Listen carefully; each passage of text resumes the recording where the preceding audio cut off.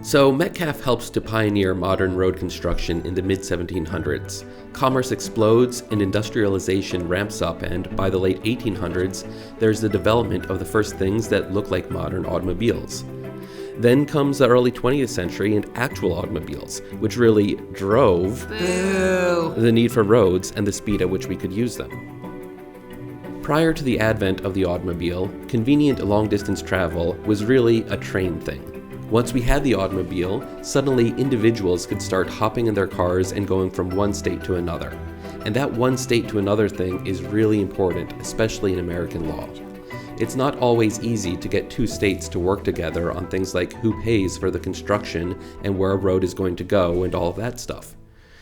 Or you could try and get the federal government involved and have the federal government just tell the states, we're using our Interstate Commerce Authority to figure out how to do this multi-state thing.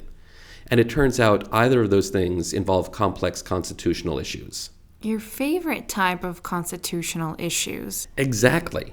This was one of the big fights of the 20th century, how to build an interstate highway system in the United States so that people could actually go from one state to another and long distances across the entire country. There were lots of attempts to get the states to work together to build an interstate highway system. The federal government passed laws to aid in the construction of roads and highways in 1916, 21, 52, 55, really throughout the 20th century, and there were also various efforts by the states to work together to build interstate highways and roads. But it wasn't until the Federal Aid Highway Act of 1956 that the interstate highway system really took off. And by 1968, the federal government had created the Department of Transportation, and construction of the interstate highway system was really going at speed. And that leads us to a really cool Supreme Court case that I can't not talk about. Overton Park v. Volpe. I got $1 on Volpe. I'll take the park. Guess, do parks ever win Supreme Court cases? Spoilers! So Volpe was the Secretary of Transportation at the time. $5. Oh, come on. And this case involved the siting of a highway in Memphis, Tennessee. It was going to be built straight through this park in the center of town called Overton Park. And it wasn't all that unusual to build new highways through parks. The land was viewed as cheap. The government was working with cities to locate spaces for new highways, and with parks, you didn't have to tear down houses or businesses or use the city's eminent domain to take over a park that the city owned. And squirrels, it turns out, don't have lobbyists. Yet.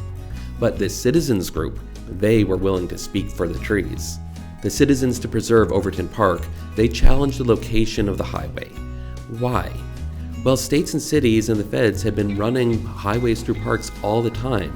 But if you actually read the Federal Aid Highway Act of 1968, I've got it on audiobook reserved at the library. It expressly says that you aren't supposed to run highways through public parks, recreational areas, or other protected areas unless certain requirements are met.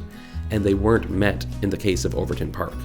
So there was the citizens group that got together to defend the park, and they brought suit in federal court. And this went all the way up to the United States Supreme Court with the people saying, hey, Department of Transportation, Secretary Volpe, you're violating federal law. Now, at the time, the understanding was that the federal courts were supposed to defer to federal agencies' views of the facts on the ground. So, if the Secretary of Transportation says that one of the exceptions that allowed the highway to be built through the park was met, courts were supposed to accept that that was the case.